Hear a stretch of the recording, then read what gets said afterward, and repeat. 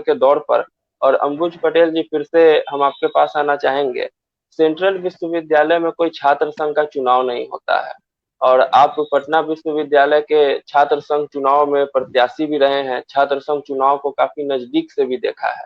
ऐसे में जब आप सेंट्रल यूनिवर्सिटी में जाते हैं और किसी भी छात्र संघ को अपने आसपास नहीं पाते हैं, तो इसका एक हद तक क्या लगता है, फायदा है, नुकसान है, या फिर ठीक है, कोई दिक्कत नहीं? किसी भी यूनिवर्सिटी में छात्र संघ होना अनिवार्य होता है। ये छात्रों का कॉन्स्टिट्यूशनल राइट होता है, आप कह सकते हैं। आप किसी का भी एग्जांपल लीजिए, मान लीजिए कि जहां लेबर लोग भी काम करते हैं, उनका भी अपना ट्रेड यूनियन होता है। जाहिर सी बात है कि हमारा राइट है अपना यूनियन बनाने का, कॉन्स्टिट्यूशनल राइट है। तो सिर्फ राइट दे देने से काम नहीं चलता है, उस राइट को प्राप्त करने का एक रास्ता भी होना चाहिए। जाहिर सी बात है कि हमारा यूनियन ही एक रास्ता हो सकता है जो हमको रिप्रेजेंट करे, हमारी समस्याओं को देख सके।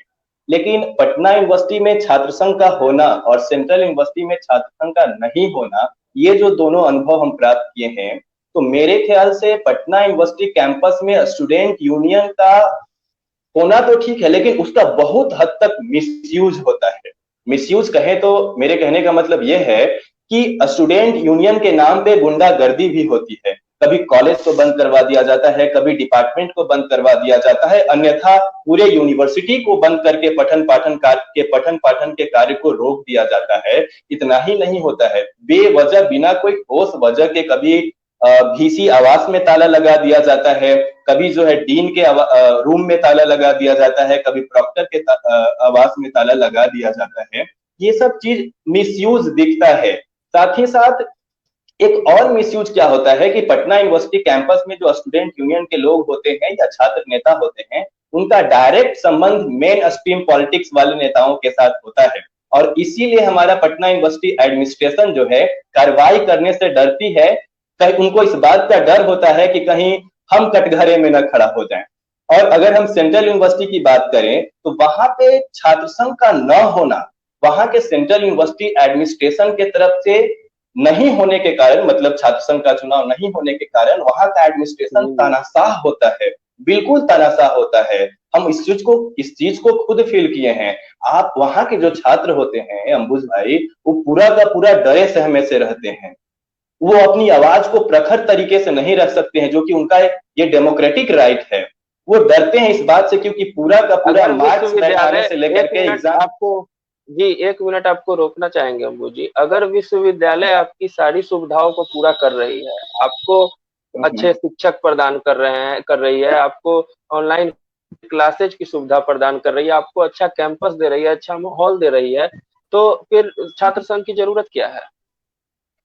छात्र संघ की जरूरत कैसे नहीं है, यह हम सबसे पहली तो बात इस बात को समझिए कि यह बच्चों का कॉन्स्टिट्यूशनल राइट है। यह हमारे कॉन्स्टिट्यूशन के अधीन आता है कि आप किसी भी जगह पे अपना यूनियन बना सकते हैं। हम आपको बता तो दिए कि ऐसा होता ही नहीं है, जब पावर आता है तो उसका मिसयूज होता ही है। वहां के छात्र डरे सहमे से रहते हैं क्योंकि सारा जो राइट होता है वो एडमिनिस्ट्रेशन के अंदर में होता है। अगर एक व्यक्ति अपनी आवाज को बोलना भी चाहेगा प्रखर तरीके से, तो उसको डायरेक्ट ना सही इनडायरेक्ट वे में दबा दिया जाता है। इस तरीके से मिसयूज होता है वहां छात्र संघ का न होने के कारण।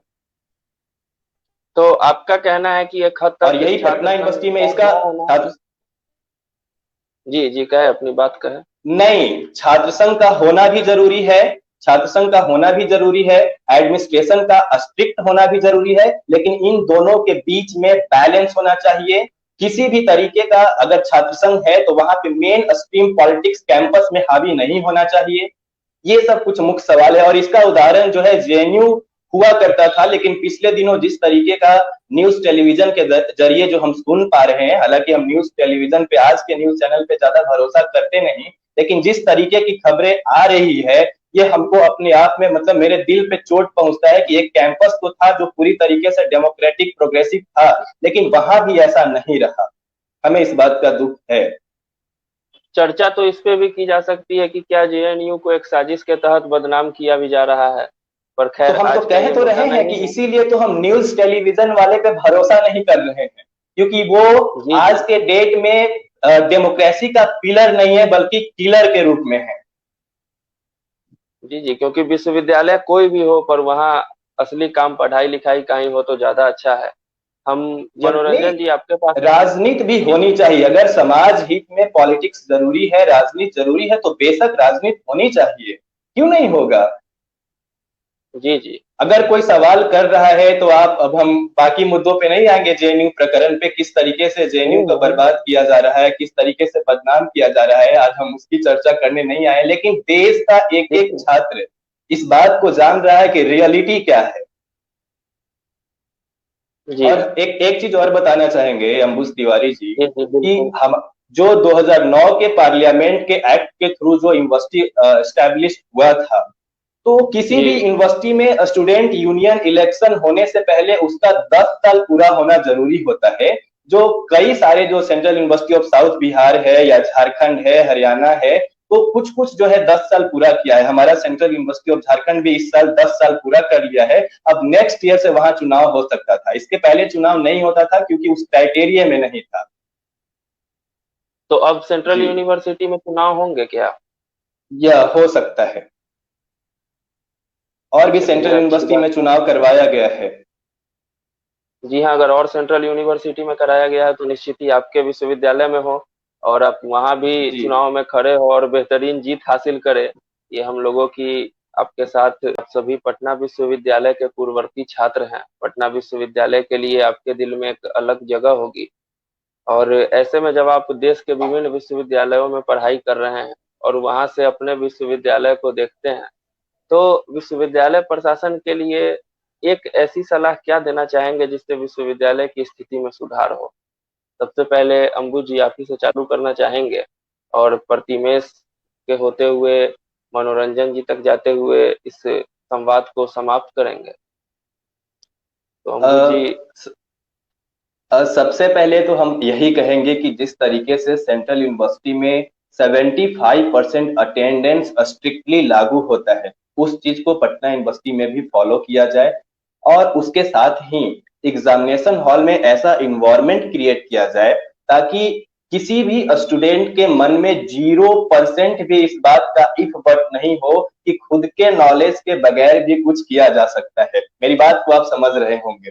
इसके बाद जी जी। इसके बाद जो स्टूडेंट पे जो प्रेशर होगा उसके उसको एग्जामिनेशन को लेकर के, उसको कैरियर को लेकर के, वो जो प्रेशर होगा वो काफी पॉजिटिव होगा। अंबुज भाई, इस बात को समझना होगा।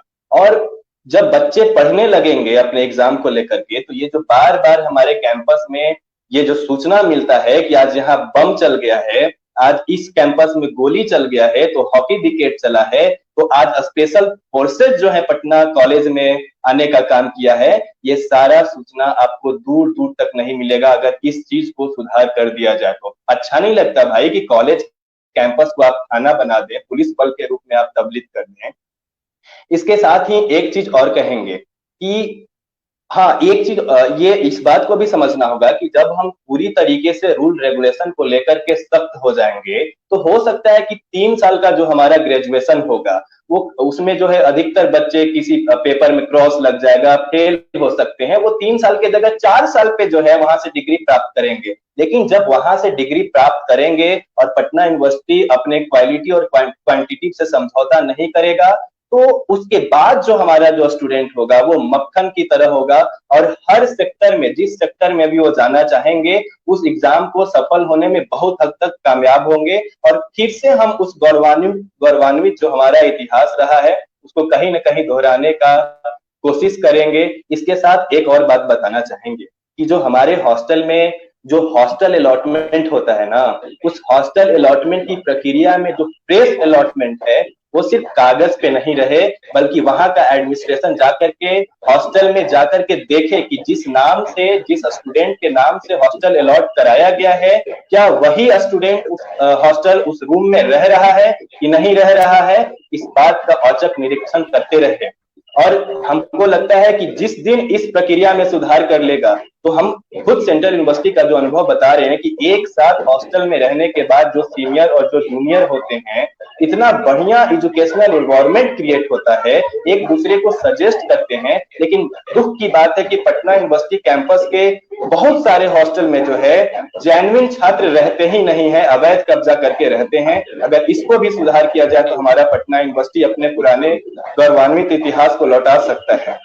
इसके साथ ही इतना ही नहीं कहेंगे अंबुज भाई, थोड़ा रुक जाइए आप इस बात को भी समझिए कि हमारे कैंपस में किस तरीके से जाति के नाम पे, धर्म के नाम पे हॉस्टल का अलॉटमेंट किया जाता है। क्या कभी इस बात पे गौर किए हैं? हम ये नहीं कह रहे हैं कि आप माइनॉरिटी के हक को मार लीजिए, आप शेड्यूल कास्ट के हक को मार लीजिए, नहीं, लेकिन एक साथ रखिए, एक हॉस्टल में रखिए, आप बेड की संख्या को बढ़ा दीजिए। हमारा जो मिंटो जैक्सन, नूतन इकबाल हॉस्टल है, उसमें जो माइनॉरिटी के स्टूडेंट हैं, जो शेड्यूल कास्ट के हैं, ओबीसी के हैं, जनरल के हैं, लेकिन अब जो माइनॉरिटी का जो रिजर्वेशन है कि इतना स्टूडेंट रहना चाहिए, आप उसके सीट को बढ़ा दीजिए, पर एक साथ रखिए, अलग अलग मत रखिए। छात्रों को कैंपस से ही बांटने का काम मत शुरू कीजिए। कैंपस के अंदर से एक बेहतरीन विचार उत्पन्न होना चाहिए, न कि किसी जातिवाद या धर्मवाद के मानसिकता जैसी विचार उत्पन्न होना चाहिए। और भी बहुत सारी बातें आप देख सकते हैं कि हमारे कैंपस में कभी जो है सुप्रिटेंडेंट के नाम से खौफ ही नहीं होता है,